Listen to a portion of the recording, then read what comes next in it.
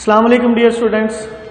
Last time ہم نے lecture میں دیکھا تھا کہ ڈی ڈی سی سے موضوع کا تعین کیسے کیا جاتا ہے، ڈی ڈی سی کا استعمال کیسے کیا جاتا ہے، ڈی ڈی سی کو کیسے استعمال کرنا ہے، کون کون سے ایسے طریقے ہیں ڈی ڈی سی کو استعمال کرنے کے، وہ ہم نے دیکھے تھے.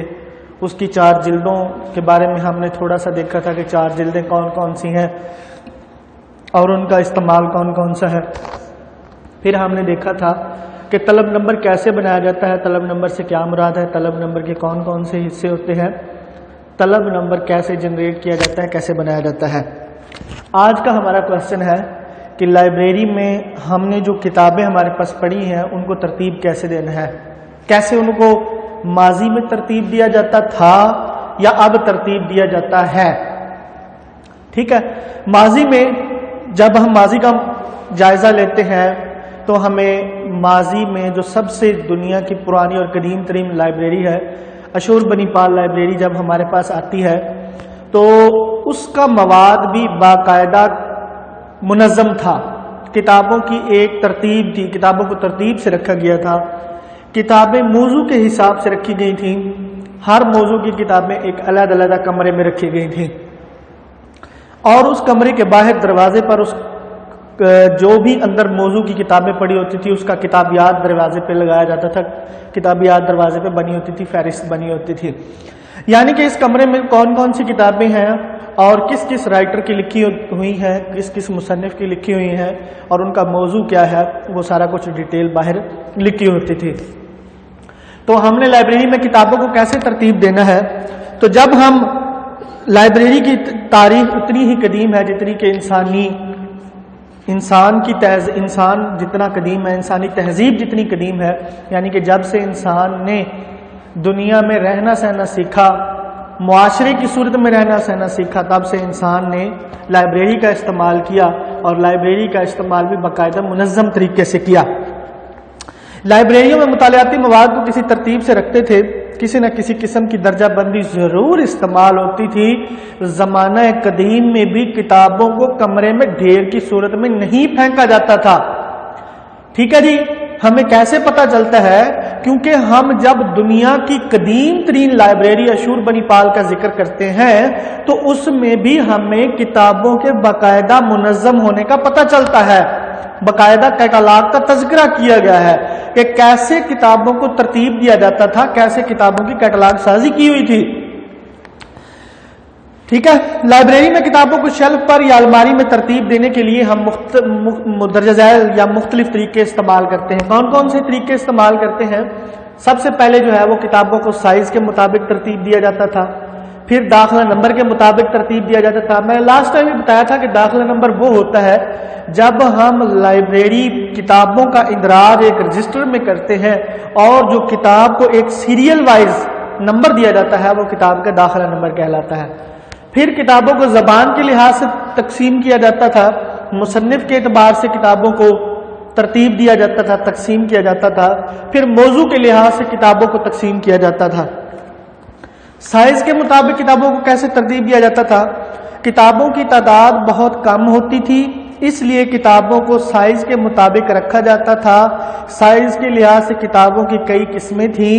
اس طرح کتابیں موضوع کے اعتبار سے یکجا ہوتی تھیں، نہ مصنف کے اعتبار سے، بلکہ صرف اور صرف جب کتابیں تھوڑی تھی، لائبریری میں مواد کم ہوتا تھا تو بڑی کتابیں علیحدہ کر دیں، چھوٹی کتابیں علیحدہ کر دیں، تو یہ بڑی چھوٹی کتابوں کے حساب سے یعنی کہ سائز کے اعتبار سے کتابوں کو علیحدہ کر دیا جاتا تھا. اس کے بعد پھر جو معاشرے نے ترقی کی تو داخلہ نمبر کے مطابق کتابوں کو ترتیب دیا جانے لگا. کتابوں کو داخلہ رجسٹر میں درج کیا جاتا تھا. میں نے پہلے بھی بتایا ہے کہ جتنی بھی لائبریری میں کتابیں ہوتی ہیں ان کا اندراج ایک رجسٹر میں کیا جاتا ہے، جو کہ ہم نے فرسٹ ایئر میں پڑھا تھا. داخلہ رجسٹر کے بارے میں ڈیٹیل سے اس کے 14-15 خانے ہوتے ہیں اور اس میں مختلف قسم کی ڈیٹیل لکھی جاتی ہے اور اس میں کتاب کو ایک نمبر دیا جاتا ہے، ترتیب والا نمبر، سیریل وائز نمبر، جو کتاب کا داخلہ نمبر کہلاتا ہے. ٹھیک ہے جی، کتابوں کی داخلہ رجسٹر میں درج کیا جاتا تھا، پھر کتاب سے داخلہ نمبر کے حساب سے ترتیب دی جاتی تھی.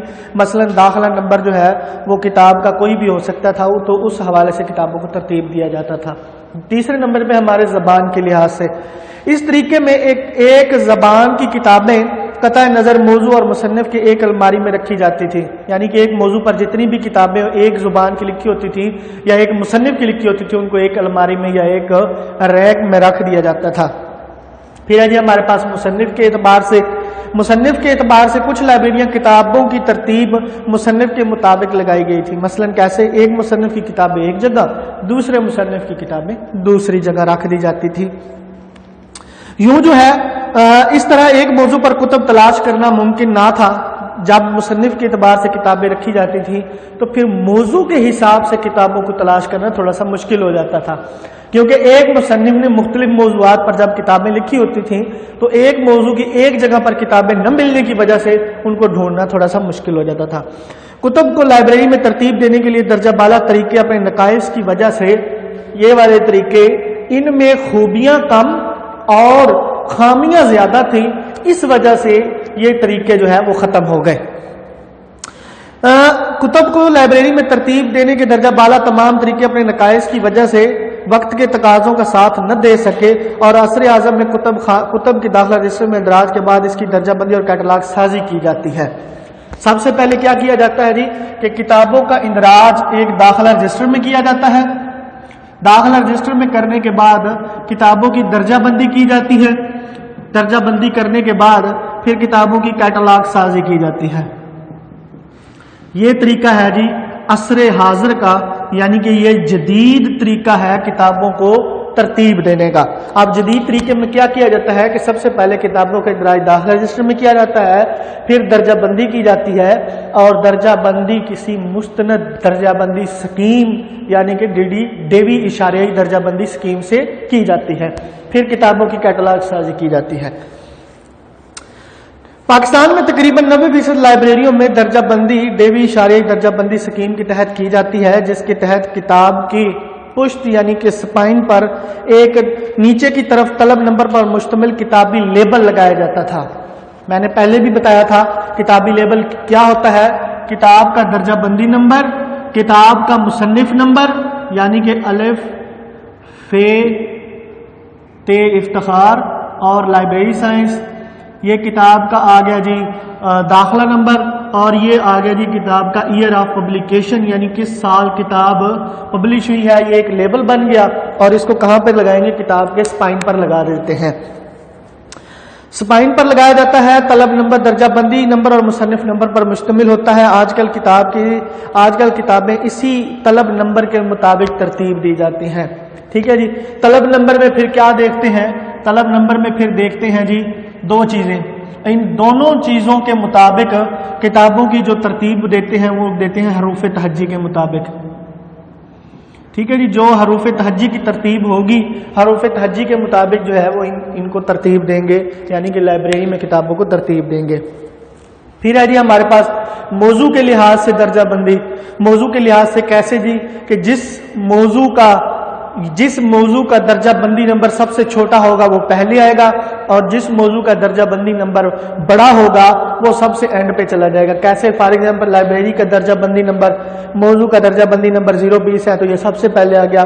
اس کے بعد معاشیات کا ہے 330 تو وہ دوسرے نمبر پہ. اس کے 530 فزکس ہے تو یہ تیسرے نمبر پہ. 540 یہ پھر اس کے بعد، اور 950 یہ ہسٹری کا نمبر ہے جو یہ اس کے بعد آئے گا، یعنی کہ اینڈ پہ چلا جائے گا. تو اس طرح ہو گئی جی موضوع کے لحاظ سے کتابوں کی درجہ بندی کریں گے. تو اس کے بعد جب ہم یہ درجہ بندی کرتے ہیں حروف تہجی کے مطابق کتابوں کو ترتیب دیتے ہیں. حروف تہجی والی ترتیب بھی میں نے لاسٹ لیکچر میں بتائی تھی کہ حروف تہجی والی ترتیب وہی ہوتی ہے جو حروف تہجی کے الفاظ کی ہمارے پاس ترتیب ہے، یعنی کہ الف المدا بے پے تے سے ETC جو بھی یہ ترتیب ہے تو اسی ترتیب کے مطابق کتابوں کو ترتیب دیں گے. پھر ہمارے پاس یہ جو ہم درجہ ذیل طریقے استعمال کرتے ہیں کتابوں کو ترتیب دینے کے، تو اس کا فائدہ کیا ہوتا ہے ہمیں؟ اس کا فائدہ کیا ہے؟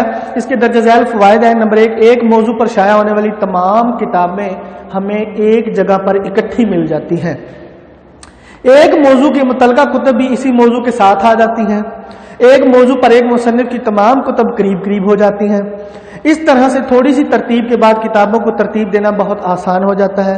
کتابوں کو موضوع کے اعتبار سے ترتیب دینے سے قارئین کو کتاب شیلف سے نکال کر، شیلف کہتے ہیں الماری، ریک، جہاں پر کتابوں کو ترتیب دیا جاتا ہے، نکال کر ایشو کرنا، یعنی کہ کسی کو پڑھنے کے لیے دینا، واپس رکھنے میں بہت آسانی ہوتی ہے۔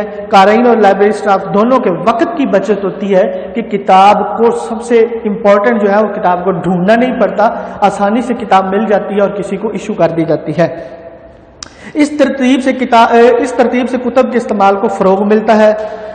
محققین یعنی کہ جو تحقیق کرنے والے آتے ہیں لوگ، اپنے متعلقہ شعبے پر تحقیق پر تمام مواد انہیں ایک ہی جگہ پر مل جاتا ہے، جس سے ان کے وقت اور سرمایہ دونوں کی بچت ہوتی ہے جب ہم کتابوں کو ترتیب سے رکھتے ہیں۔ یہ اس کے چند درجہ ذیل فوائد ہیں۔